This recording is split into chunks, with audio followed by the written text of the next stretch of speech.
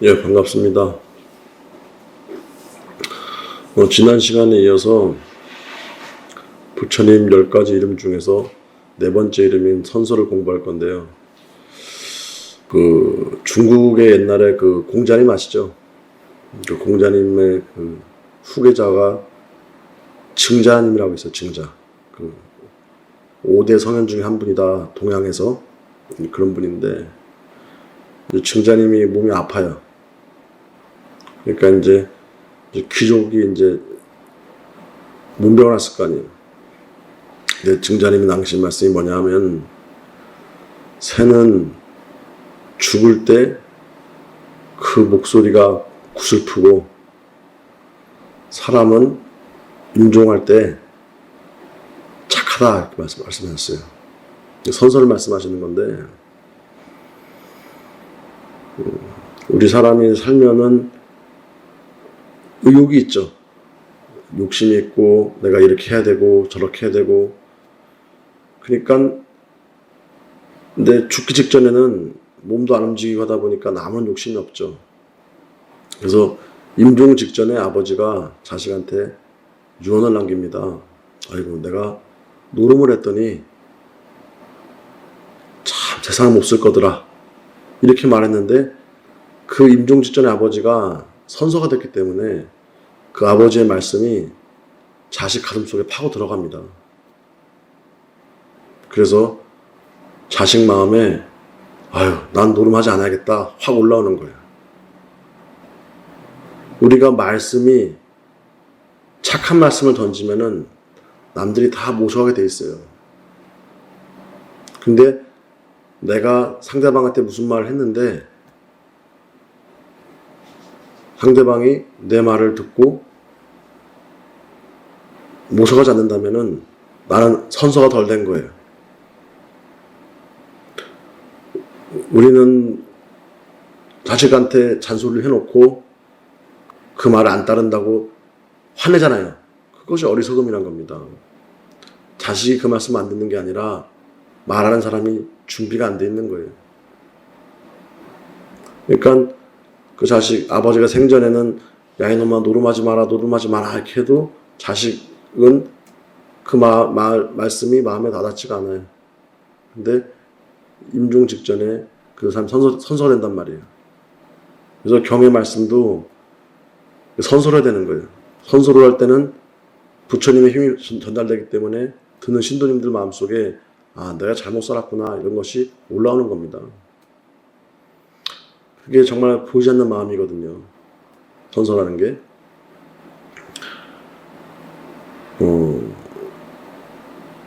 내가 누구를 미워하면은 상대방도 나를 미워해요. 내가 마음속에서 누구를 미워하는 마음을 놓잖아요? 그럼 상대방은 놓습니다. 안 그런 것 같아요? 우리가 파리가 이제 내 주위에 와가지고 안고 날 귀찮게 하잖아요. 그죠? 그러면 파리채를 잡는 순간 어떻게 돼요? 팔이 안 보이죠, 그냥. 그래서 파리를 잡아 죽이려고 파리채를 잡았는데 파리가 안 보여. 그래서 파리채를 내려놨어. 그럼 어떻게 됩니까? 또 파리가 또 오죠. 상대성인 거예요. 왜 그러냐면 우리 이 대기 중에 다 수증기로 되어 있기 때문에 우리가 종이컵에다가 실 연결해가지고 말해도 다 전달되잖아요. 그런 것처럼 우리 마음이 다 전달돼요. 그래서 내가 저 사람을 이용해야겠다라고 마음을 먹으면은 상대방은 파리처럼 알아요, 그냥. 내가 누구를 도와야겠다 마음을 먹으면은 아는 거예요. 그래서 이제 처녀가 어떤 좀 돈 많은 남자 만나가지고 신세 좀 고쳐야겠다 이렇게 마음 먹잖아요. 그러면은 여자를 이용하려는 남자를 딱 만나는 거예요. 끼리끼리 만난다는 겁니다. 사기꾼은 사기꾼끼리 만나는 것이고 착한 사람은 착한 사람끼리 만나는 거예요. 근데 그 만남이 귀신같이 파장이 맞아가지고 난 저 사람이 좋아서 가보면 같은 사람이에요. 그래서 그 사람을 보려고 그러면은 그 주위 사람을 보면 알 수 있어요. 아무리 자기는 샤워하고 화장하고 아닌 척해도 그 주위의 친구들이 어떤 사람인가 보면은 그 사람이 어울리는 사람이 같은 사람인 거예요. 내가 누구한테 돈을 1,000만 원 빌려줘가지고 띄어먹었어, 먹혔어, 사기를 당했다. 그러면은 그것도 이제 부처님 말씀에는 내 잘못이다. 왜? 네가 뭔가를 바랬으니 그 거금을 건넸고 큰 돈을 건넸고 그러면서 우리는 띄어먹은 상대방을 욕하잖아요. 근데 밖에서 만난 사기꾼은 내 안에 있는 사기꾼하고 같이 만나는 거예요. 어렸을 때 학교 때 수학여행 가면은 남자들이 막 가잖아요. 이제 여행을 가잖아요. 가면은 이렇게 화투 치는 애들끼리 모여 있어요. 이렇게요. 그죠? 그리고 꼭 여행 가면 꼭 영어 단어 외우는 애들 있죠. 그 아이들은 또 그 아이들끼리 모여 있어요. 또 밤 11시 되면은 사감 몰래 담 넘어서 여학생방 쳐들어가는 애들 있잖아요. 그 아이들은 또 그렇게 뭉치는 거예요. 그 사람들은 다 끼리끼리 만나는 거예요. 어떤 여자가 아이고 내가 그때 그 버스에서 남편만 안 만났으면 나 신세 안 죽었을 텐데 그러는데 그건 거짓말입니다. 자기 생각에는 버스를 놓쳤어. 다음 버스를 탔는데 남자를 만났는데 남편이란 말이에요. 아이고 내가 그때 그 버스 탔으면 저놈은 손 안 만났을 텐데. 근데 그렇지가 않아요. 나는 또 다른 나를 만나는 거예요. 항상. 그렇기 때문에 이 선서는 보이지 않는 마음 세계를 말씀드리는 거예요. 우리가 먹는 약재 중에서 산삼을 으뜸으로 치죠. 그죠? 산삼은 영물이에요. 영물인데 혼이 깃들렸다는 뜻이에요. 그래서 산삼 같은 경우는 막 300년 되고 500년 되잖아요. 근데 산삼하고 인삼하고 똑같은 씨앗입니다. 근데 인삼은 6년, 7년 지나면 썩어버려요. 산삼은 30년도 가고 50년도 삽니다. 근데 30년 살다가 50년 살다가 또 썩어버린 산삼이 있고 500년 간 산삼이 또 있어요. 그 차이를 아세요?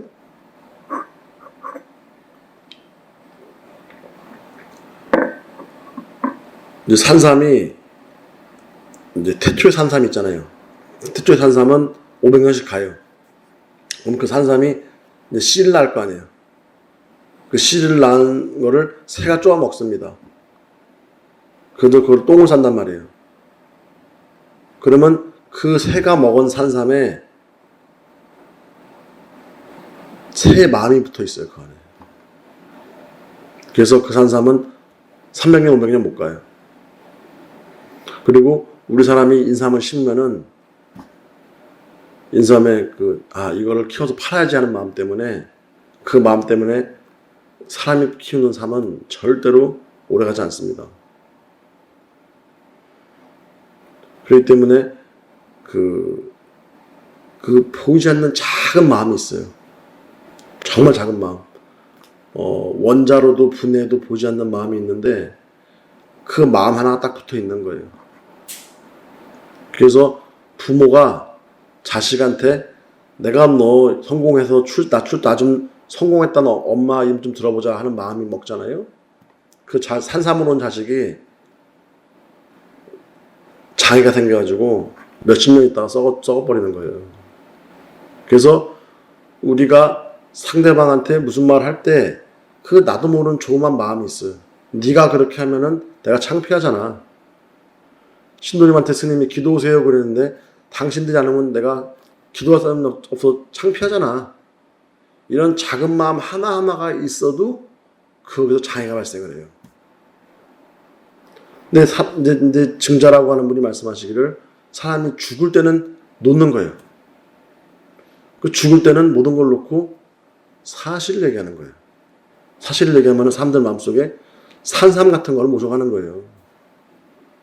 그래서 스님들도 경을 읽을 때, 아, 오늘 내가 생각한 거 다 지워버리고, 누구하고 좋은 마음, 미운 마음 다 내려놓고, 이 경을 읽으면서, 아, 오늘은 부처님 말씀 뭘 드릴까?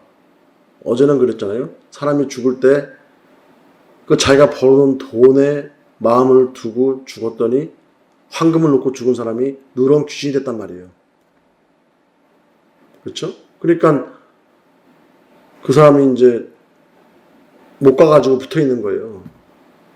근데 우리가 태어났을 때 두 주먹 쥐고 태어났는데 오단벌 입고 있어도 벌은 것이고요. 그죠? 컵 하나 있어도 벌은 거고요. 다 그냥 벌은 거고, 또 갈 때는 가져갈 수가 없잖아요.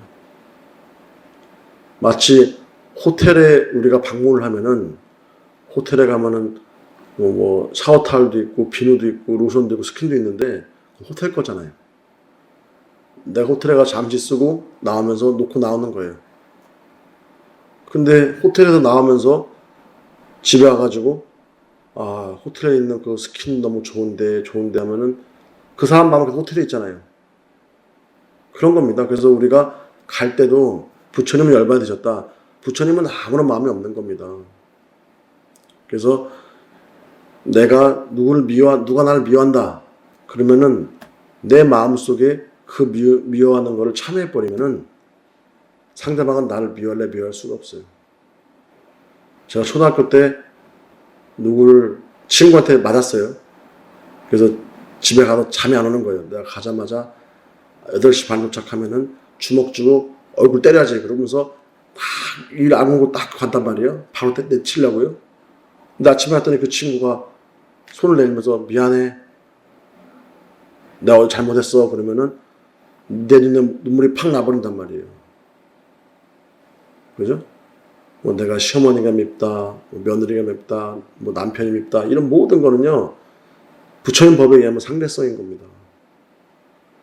그래서 우리가 그것을, 마음을 놓는 것을 작은 열반이라고 하는 거예요.